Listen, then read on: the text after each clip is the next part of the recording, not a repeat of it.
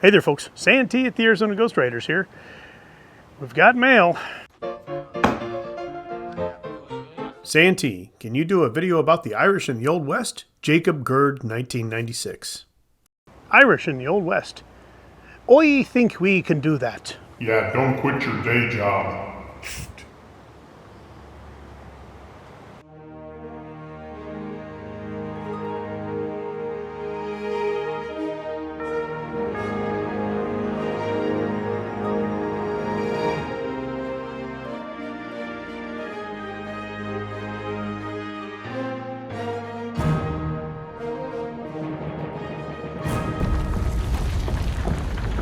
Would Lieutenant O'Rourke please step over to the stable, sir? My name's Francis O'Rourke. Sir, Sergeant O'Rourke. We want Tommy O'Rourke! Yeah! Did you say O'Rourke? Yes, sir. Place seems to be full of O'Rourkes. Ireland in the 19th century was dealing with some incredibly tough issues. Famine and disease had taken its toll on the country, wiping out a good chunk of the population. Then the opportunity to go across the Atlantic arrived. These folks didn't know much about the United States other than it had to be better than where they were. America offered land and a new beginning. Almost a quarter of Ireland's population migrated to the New World. However, they arrived in poverty and pestilence and were looked down upon by Americans. We don't want the Irish. It took decades for the Irish immigrants to build up respect. They worked very low-paying jobs and housing was limited for them. Yet the Irish endured. They eventually ran businesses and took political offices. Many moved out west. My ancestors came over to Canada from Limerick and eventually migrated down to the Midwestern United States. The reason is that Canada didn't have In-N-Out Burger yet.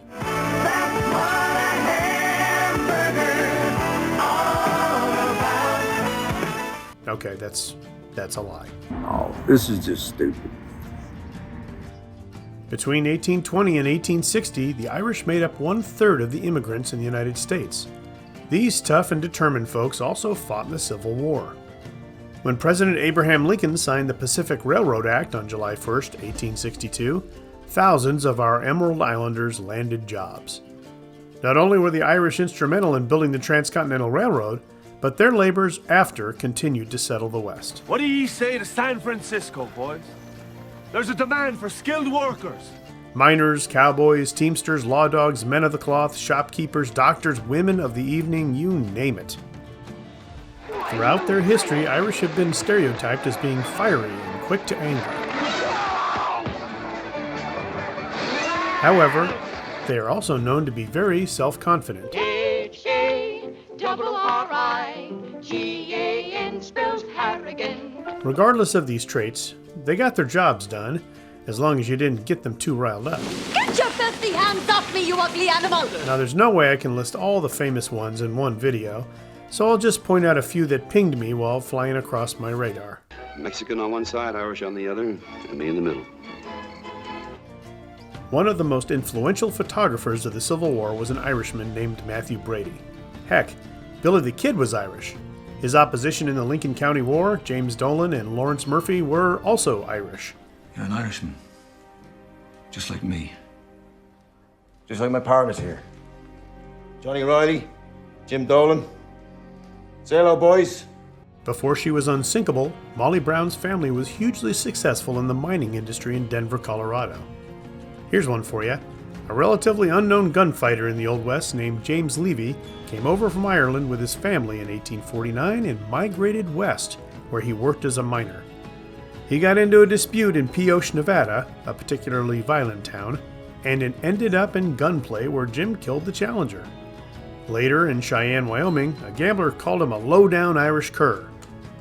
Well, both men went for their guns, and Levy was the victor once again. Jim moved around, getting into some more scrapes, and earned a reputation with a gun. He eventually settled here in Tucson, where he was ambushed and killed by 3 men outside the Palace Hotel. Interesting story. I should do a whole video on this feller. Next time you see Jimmy, say hello. We seem to have a lot in common. Maybe more than you know. He's dead. They shot him down on the street. So there you go. Whether your name is Farrell, O'Malley, Sullivan, or even Murphy. Murphy, it's you. You've got a lot to be proud of.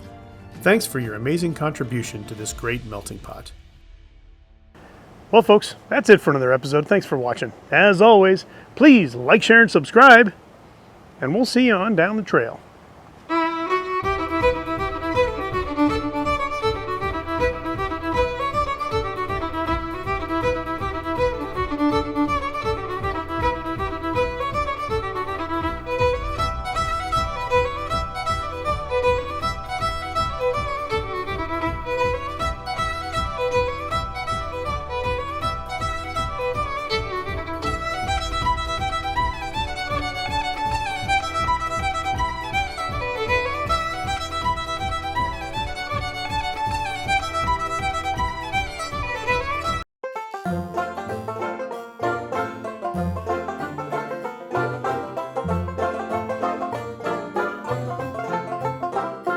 Dungannon Rage from Santee and Bowleg Bell.